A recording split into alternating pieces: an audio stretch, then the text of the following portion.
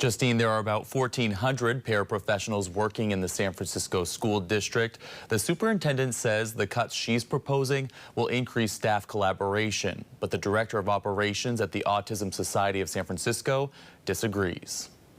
For someone living with autism, the Autism Society San Francisco Bay Area is a huge resource.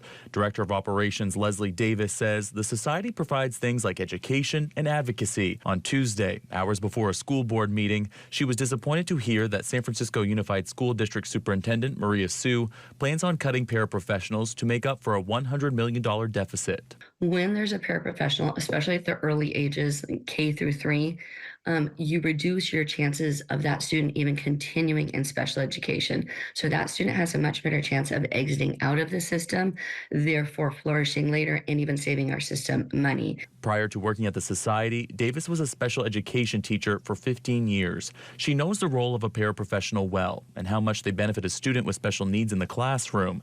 The teachers union in San Francisco says cutting the position will only put more burden on teachers. Specifically in family engagement positions. So I think we're concerned. We want the cuts to stay away from the classroom as much as possible, but we also understand that the district is facing a deficit. Superintendent Sue says the job cuts that could impact hundreds of employees will include some counselors as well.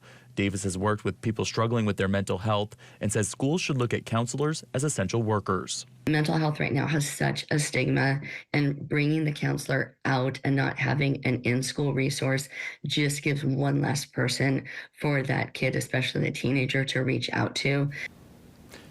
Davis says the biggest role of a paraprofessional is to allow students with special needs the ability to excel in the least restrictive environment. She says the need is definitely there with more than 7,000 members of the Autism Society of San Francisco.